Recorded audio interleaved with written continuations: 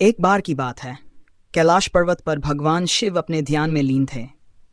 चारों ओर शांति थी, बर्फ की चादर फैली हुई थी और नंदी जी अपनी मासूम आंखों से शिवजी को निहार रहे थे। लेकिन उस दिन कुछ अलग ही बात थी। शिवजी के ध्यान में कुछ गड़बड़ी हो रही थी। वे बार बार आंख खोलते, पेट पर हाथ फेरते और फिर आंखें बंद करने की कोशिश करते।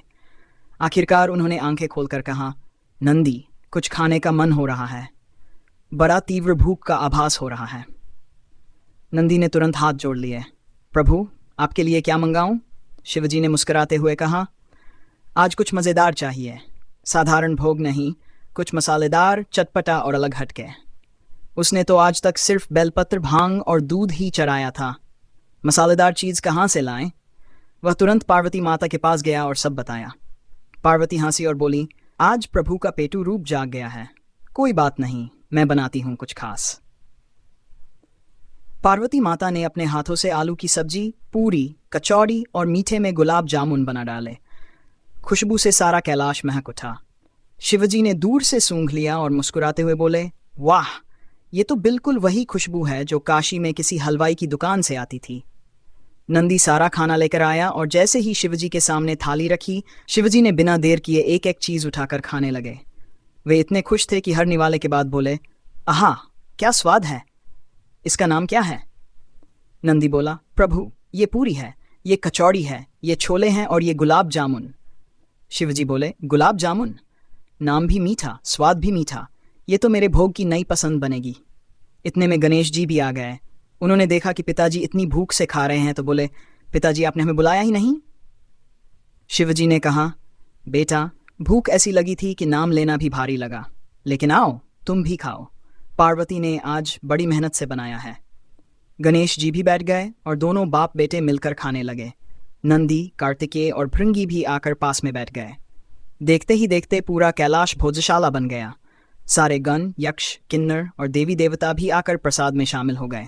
भोजन के बाद शिवजी आराम से लेट गए और बोले, आज से कैलाश पर हर महीने एक दिन स्वाद महोत्सव होगा और इस दिन कोई उपवास नहीं करेगा, क्योंकि खाली पेट ध्यान भी नहीं टिकता और क्रोध भी जल्दी आता है।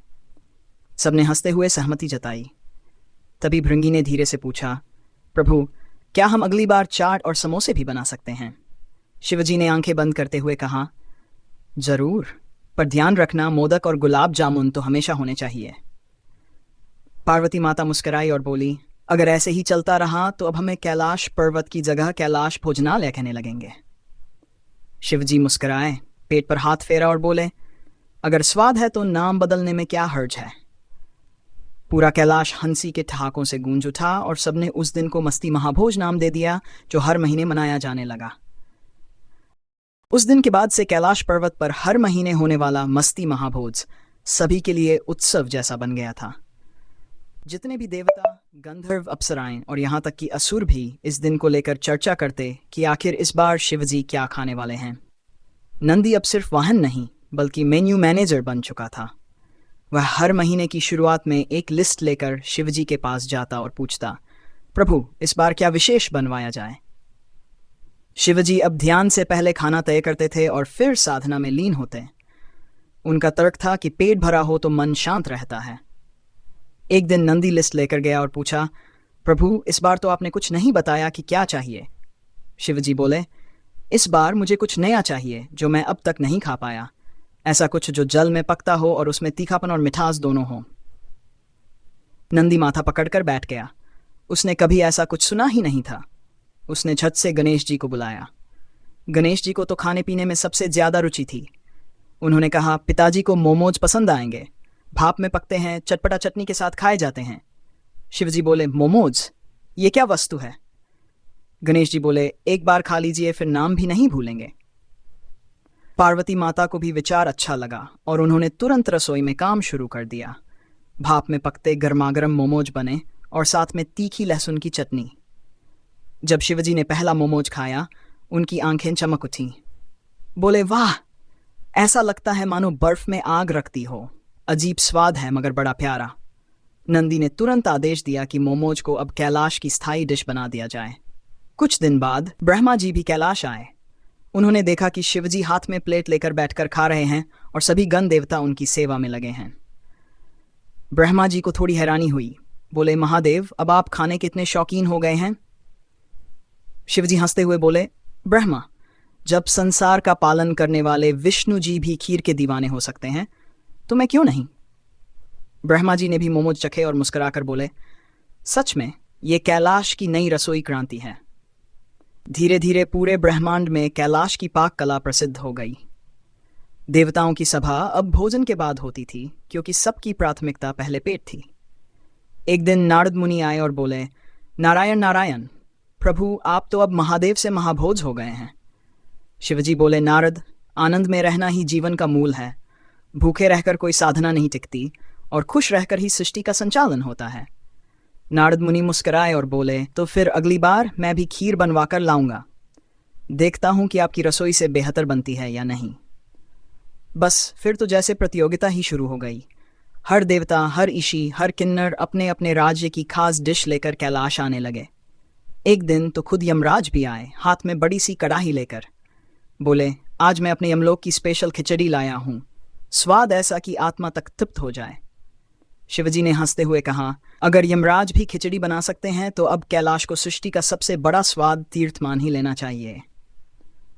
पार्वती माता रसोई संभालते हुए कहती, जो मनुष्य सिर्फ भक्ति करता है वो मुझे प्रिय है, लेकिन जो भक्ति के साथ स्वाद का आदर करता है वो शिव को प्रिय है। इस तरह कैलाश अब एक तपोस्थली ही नहीं बल्कि एक स्वाद यात्रा का केंद्र बन गया था, जहां भगवान खुद भी भोजन के आनंद में शामिल होते थे। अगर आपको ये मज़ेदार कहानी पसंद आई हो तो इसे लाइक ज़रूर करें और हमारे चैनल को सब्सक्राइब करना न भूलें। एक दिन कैलाश पर्वत पर कुछ अलग ही हलचल थी। नंदी दौड़ते हुए आया और बोला, प्रभु, इस बार त्रिलोक भोज महोत्सव में आपको मुख्य जज बनाया गया है। आप ही तय करेंगे कि किस लोक का खाना सबसे उत्तम है। शिवजी ने आंखें मूंदी, मुस्कुराए और बोले, अच्छा, तो अब सिर्फ खाना नहीं, उसका न्याय भी करना होगा।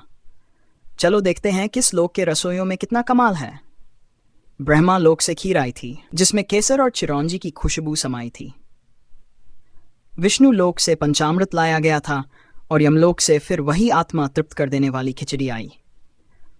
इंद्रलोक ने कुछ हटके किया था, वहां से आमरस और पूरन पोली का मेल आया था। गणेश जी पहले ही चोरी से चक आए थे और अब भी अपनी पोटली में पूरन पोली भर रहे थे। शिवजी ने जैसे ही खीर का पहला चम्मच खाया, बोले, ब्रह्मा जी, आपकी रचना कला तो भोजन में भी दिखती है। पंचामृत चखा तो बोले, विष्णु जी, इसका स्वाद ऐसा है जैसे शांति और ऊर्जा एक साथ मिल जाए। जब खिचड़ी आई तो बोले, यमराज, आपकी खिचड़ी में कुछ तो रहस्य है। इसे खाते ही आंखें बंद हो जाती हैं और आत्मा हल्की लगती है। फिर उन्होंने आमरस और पूरन पोली का स्वाद लिया और अचानक हंस पड़े। बोले, इंद्रलोक वालों को बारिश के मौसम में आम की याद आ गई। ये तो स्वाद का उत्सव है। मगर अचानक वहां एक नन्हा गंधर्व बच्चा भागता हुआ आया। उसकी प्लेट से थोड़ा लड्डू गिरा और सीधा शिवजी की गोद में आ गया। शिवजी ने लड्डू उठाया, सूंघा, फिर खाया और बोले, ये कौन बनाकर लाया? बच्चा डरते हुए बोला, मेरा नाम चित्रेश है प्रभु, मैंने खुद बनाए थे, माँ सिखा रही थी।